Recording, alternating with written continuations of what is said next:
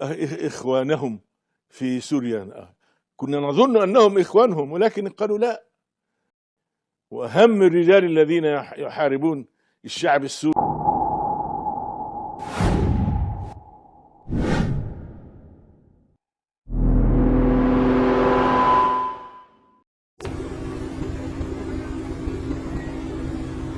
Beberapa waktu lalu ada sebuah video dari seorang jurnalis asing yang mengomentari persatuan Muslim dunia. Bagaimana bisa mewujudkannya? Apakah mungkin dikutip juga penyesalan seorang ulama yang salah dalam menilai Hizbullah, yaitu Syaikh Yusuf Qardawi. Mari simak penjelasannya. Hello, I'm CJ Wellerman, and this week we reveal what's standing in the way of a desperately needed united Muslim world. But first, please remember to like and subscribe to our show. Now let's get into it. There's a widespread belief that Israel's genocidal actions during the past 10 months have united the Muslim world like no other time in living memory.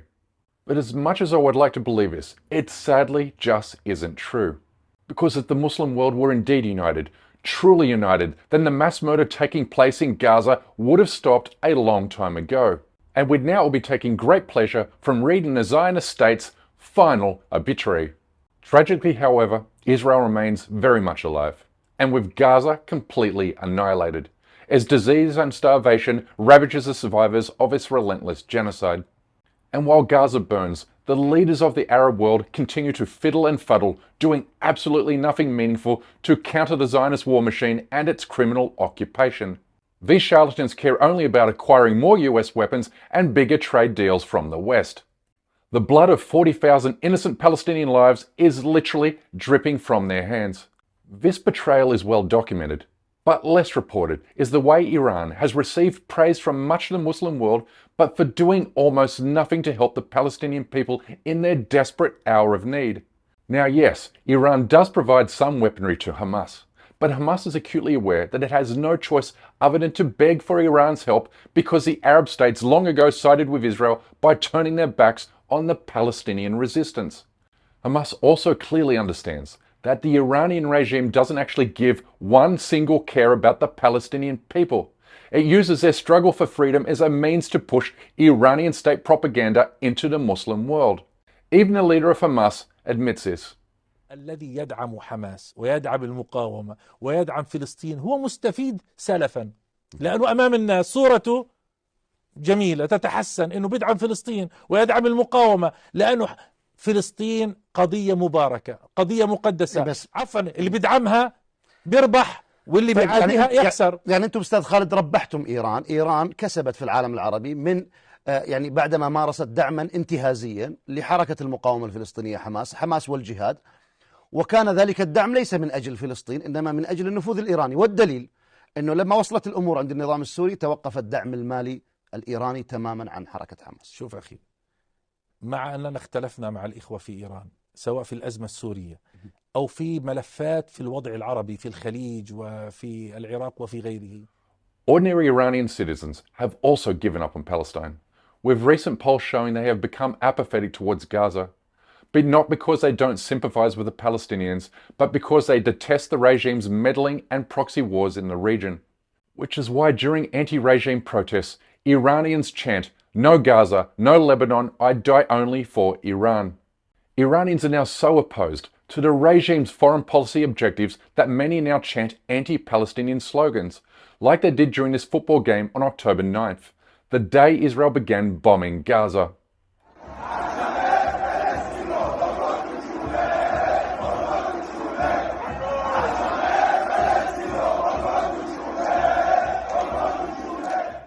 Again, the purpose of this segment isn't to criticize the people of Iran. They have suffered a great deal under the brutal rule of the Iranian state. Their new apathy towards Palestine is rooted squarely in opposition to their government's colonial project in the Middle East. They don't like it when Iranian leaders boast of occupying and controlling 4 Arab countries.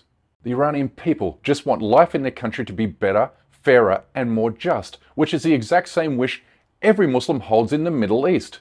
No Muslim anywhere wants to be sent to die on a foreign battlefield, fighting against other Muslims on behalf of an oppressive dictatorship.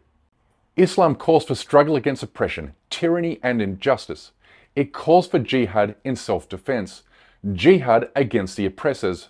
But tragically, no Muslim country is coming to the defense of the Palestinian people or other oppressed Muslim populations for that matter, mostly because unity is absent or lacking, and because many are misled by morally corrupt regimes. It's just that simple. Things have to change, and they can change. I really believe that with every fibre of my being. I believe Muslim unity will happen when the roots of disunity are exposed, understood, and countered. I mean, take Hezbollah, for example.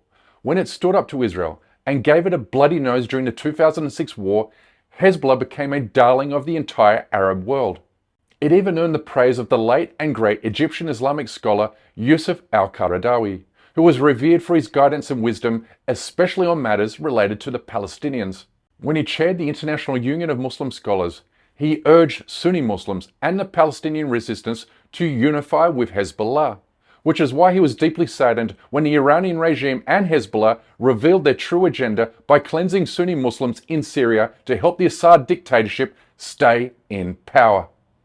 أريد أن أجمع المسلمين، أريد أن أقرب بين المسلمين، مسلمين ويحاربوا الصهاينة، كيف أقف مع الصهاينة؟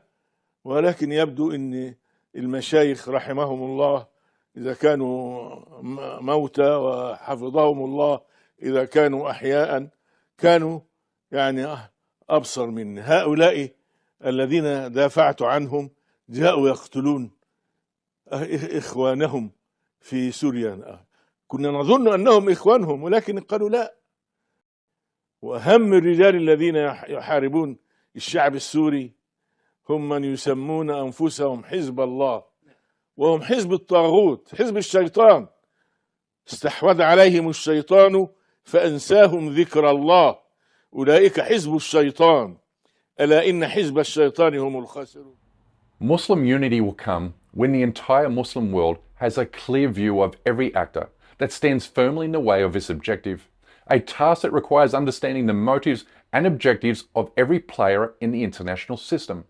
From nation states to sub-state entities, from multinational corporations to non-governmental organizations. But when I ask my Muslim friends to identify those who are inflicting harm on the Muslim Ummah, they typically respond with the United States, Israel, and the entire Western Alliance, including the Arab Gulf states. And indeed they are correct. Well, at least partially correct, because there are many others. A recent tweet I posted speaks to this. Its purpose is to bring attention to the propaganda efforts of Russia, China, and Iran, which use the crimes of the Western Alliance as political cover to commit their own human rights abuses and atrocities against Muslims, everywhere from Chechnya to Crimea and from Syria to Yemen. Palestinians in Syria have long pleaded for the world to understand this. الشعب السوري مو مع النظام. احنا الشعب الفلسطيني مع الشعب السوري وليس مع النظام. مخيم اليرموك مثل يلدا وبابيلا وسمينه والعسالي. يعني اذا رفعنا لك العلم يا بشار وقلنا لك رفعنا صورك بنحبك يا بشار صرت اله يعني؟ شو اللي بدك اياه يا ايران؟ يا ايران شو اللي بدك اياه؟ شو اللي بدك اياه يا ايران؟ انا ما بقول لبشار انت يا ايران يا خامئني شو اللي بدك اياه؟ تعال دبحنا. تعال احنا مستعدين للذبح. The Iranian regime is arguably the biggest source of division in the Muslim world today. It claims it's the axis of resistance, while at the same time bragging about helping the United States invade and occupy 2 Muslim countries. آمریکا هم احساس می‌کرد طالبان دشمن آمریکاست و سرنگونی طالبان در درجه اول تامین کننده منافع ایران بود. گفتم بیاییم تجربه افغانستان رو در مورد عراق را تکرار بکنیم. منتها این دفعه 6 به علاوه 6 باشه. 6 همسایه عراق به علاوه 5 عضو دائم شورای امنیت که آمریکا هم جزو اوناست، به علاوه مصر. آینده عراق هم برای ایران بسیار مهم بود. در همین چارچوبی که ما به افغانستان نگاه می‌کردیم به آینده عراق هم نگاه می‌کردیم. نیروهای زیادی در ایران بودن، شخصیت‌های برجسته‌ای که میتونستن رهبران آینده عراق باشن. آیا نمیشه به این ایران به عنوان نیرویی که میشود با اون مشکلات را حل کرد نگاه کنیم تا خود این را مشکل بدونیم؟ Now here's an exercise for you. Name just one non-Muslim country Iran has invaded in the modern era. You can't. And here's a different question the Iranian regime can't answer. اسألك أنتم كم أمريكي قتلتم؟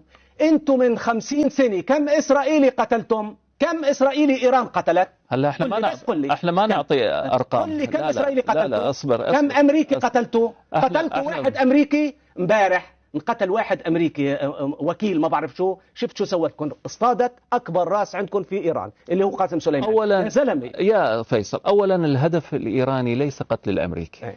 أولا الأمريكيين محترمين وآمنين في المنطقة، وأنا أقول لك بصراحة وعبر الجزيرة أي أمريكي لا يتعرض إلى أي أذى من قبل محور المقاومة. This is not only about Iran. It's also about the devious and deceptive Arab dictatorships. They continue to feed Israel while it starves the Palestinians to death. Take the UAE, for example. Wherever there's a struggle for liberation in the Muslim world, you will find the Emirati regime standing firmly against it. When it's not committing genocide against Sudanese Muslims, it's sowing chaos in Yemen and Libya, while also lending support to India's occupation of Kashmir. And today, it's laying down cover fire for the Sheikh Hasina dictatorship in Bangladesh, where her security forces are torturing, killing, and disappearing student protesters. Our program is dedicated to naming and shaming all those who stand against the unification of the Muslim world, because once you identify each one of these actors, then you disempower them by countering their propaganda and deceit. We must imagine a new way forward. Surely an individual or movement can lead Muslims towards a better future. Someone like the late Egyptian leader General Gamal Abdel Nasser, who was not only willing to fight Israel militarily, but also wished to unite the entire Arab world. Nasser will never die, chanted crowds of Arabs after the death of their leader in September 1970. For more than a decade, Gamal Abdel Nasser was the spokesman for every cause of the Arab peoples. From Cairo to Beirut, Damascus to Jerusalem, they felt orphaned and wept as much for Nasser as for their own fate during that period of disarray in the Arab world. I envisage a world in which 2 billion Muslims march together as one towards the goal of ending what has been a perpetual nightmare since the collapse of the Islamic Caliphate in 1919. A collapse that paved the way for European colonial rule in the Middle East and North Africa. A collapse that also paved the way for the Zionist settler colonial project, puppet dictators in Iraq, Iran, Syria and Jordan, and a Muslim genocide in Bosnia. Unity will come when Muslims stop supporting individuals and groups who hate and attack other Muslims. Groups like Hezbollah are just as much motivated by sectarian hatred as ISIS. They are very much two sides of the same coin. You're watching a Hezbollah fighter promising to kill every Sunni Muslim in Syria, which is the exact same thing ISIS did to Shia Muslims in Iraq. I implore you to support only those who call for unity and an end to sectarian hatred, because ultimately a unified Muslim world is the sum total of Israel's worst nightmare. Unity, it's achievable. Let's get it done. But that's my time for today. Please don't forget to subscribe to this channel, and we kindly ask that you please support our effort to expose and confront injustices in the Muslim world by becoming a member of this show at patreon.com/CJWhirleman. We can't produce, sustain and grow the show without your help, and we offer exclusive content and benefits to those who do. But for now, good night, good morning, wherever you are, and stay blessed.